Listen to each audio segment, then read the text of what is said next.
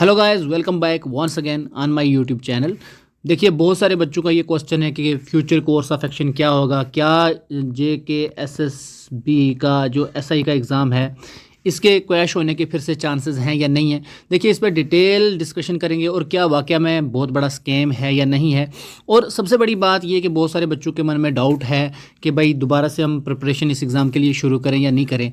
तो वो सारी बातें, और अब जैसा कि सुप्रीम कोर्ट में भी स्पेशल लीव के थ्रू लड़के चले गए हैं, तो क्या पॉसिबल आउटकम रहेगा इसका, बिल्कुल एकदम आपको ऑथेंटिक इन्फॉर्मेशन देंगे। और ट्रस्ट मी कि ऐसा ही होना है जैसा हम बताएंगे। आपको पता चल जाएगा कि बहुत सारे पॉइंट्स, हम बहुत सारे एविडेंस आपके सामने रखेंगे जिसके बेसिस पर ये नतीजा हमने अहज़ किया है कि भाई बहुत ज़्यादा चांसेस हैं इस एग्ज़ाम के क्रैश होने के और बहुत कम चांसेस हैं इसके सस्टेन रहने के।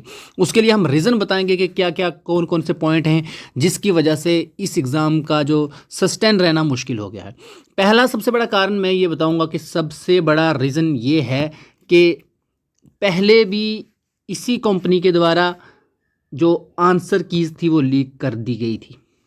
अब जैसे ही आंसर कीज़ इनकी दोबारा यहाँ पर लीक हुई हैं तो वो किसी ऑफिशियल वेबसाइट पर नहीं पाई गई। अगर बहुत सारे कह रहे हैं अभी कि JKSSB ने उसको डेमो के लिए दिया था। मान लीजिए अगर डेमो के लिए था तो वो उनकी वेबसाइट पे होना चाहिए था। बैकडोर से बाहर निकालना आंसर कीज़ को, ये एक इशू है जिसको हाई कोर्ट में डबल बेंच के सामने रखा जाएगा। तो बहुत ज़्यादा पॉसिबिलिटीज़ है कि यहाँ से इनकी क्रेडिबिलिटी और जो प्राइवेसी की दुहाई दे रहे थे उस पर क्वेश्चन मार्क लग जाएगा।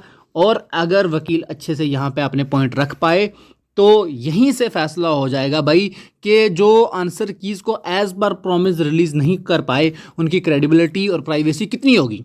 और जो बच्चे आंसर कीज़ का लिंक आउट कर सकते हैं वो पेपर भी आउट कर सकते हैं। तो क्वेश्चन एक यहीं से बन जाता है, क्योंकि पहले ही इसके बारे में, एपटेक के बारे में कह चुके हैं। पहले जो वर्डिक्ट आई थी उसमें ऑलरेडी इसको बोला गया था कि भाई इस पे इंक्वायरी की जाए, ये वो।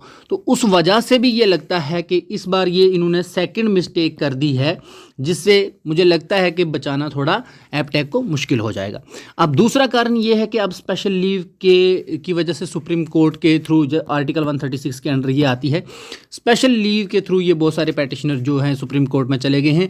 तो अब कहीं ना कहीं ये भी प्रेशर रहेगा कि अगर यहाँ पर कोई भी गलत डिसीजन लिया जाता है, पहले तो आप इस पूरे नोटिफिकेशन को ही देख लो, ये आप वीडियो को पास करके बाद में देख लीजिएगा, या इसका जो है ये नोटिस ये भी काफ़ी सर्कुलेट हो रहा है तो आप आराम से इसको देख सकते हैं बाद में जाके। तो दूसरा बड़ा पॉइंट इसमें ये आएगा कि भाई ऑलरेडी जज ने इनके अगेंस्ट वर्डिक्ट दी है, दूसरा आंसर कीज़ को लीक करके दूसरी मिस्टेक की है, और तीसरा अब ये मैटर सुप्रीम कोर्ट में भी है। तो इसलिए भी डबल बेंच मोस्ट प्रोबेबली कोशिश करेगा कि यहीं पे अच्छे से फैसला हो जाए ताकि सुप्रीम कोर्ट में मैटर ज़्यादा रिक्रूटमेंट का ना लटक सके ये। और तीसरा कारण सबसे बड़ा ये है कि बहुत सारे बच्चे बोल रहे हैं कि अभी जिन दो डबल बेंच के पास ये केसेस है, दो जज जो इसकी सुनवाई कर रहे हैं वही नेक्स्ट टाइम भी करेंगे, ऐसा ज़रूरी नहीं है, क्योंकि उस दिन डबल बेंच में कौन बैठा है ये डिसाइड करेगा। और वो इसको लेके कितना वो सीवियर एटीट्यूड रखते हैं ये सारी चीज़ें आने वाले टाइम पे ही पता चलेगा। लेकिन जिस तरह से बहुत सारे बच्चों के 138 मार्क्स या 145 मार्क्स हैं, तो मैं बोलूँ ये जहाँ तक मुझे लगता है पॉसिबिलिटी भी है, बहुत सारे बच्चों ने 85 मार्क्स तक इम्प्रूवमेंट की है।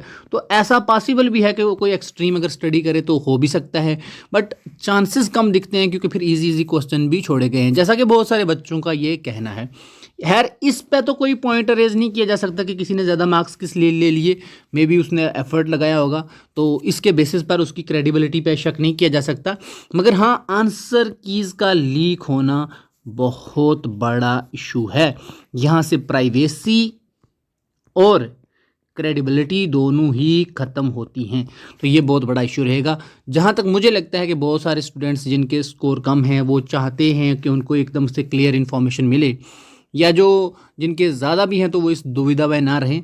तो मुझे लगता है, जो मेरा एक पर्सनल एक्सपीरियंस है, क्योंकि 2016 से बहुत सारे मैंने भी एग्ज़ाम दिए हैं, कुछ क्वालिफाई भी किए हैं, कुछ में नहीं भी हुआ, तो मुझे लगता है कि कहीं ना कहीं इसका जो फ्यूचर है वो डार्कनेस में ही दिखता है। बाकी आप लोग समझदार हैं, खुद से ही आइडिया लगा सकते हैं, इन सारी चीज़ों को खुद भी एक्सेस कर सकते हैं आप आराम से, और फिर आइडिया लगा सकते हैं कि क्या इसका फ्यूचर जो है वो रहने वाला होगा। Thank you so much for watching this video.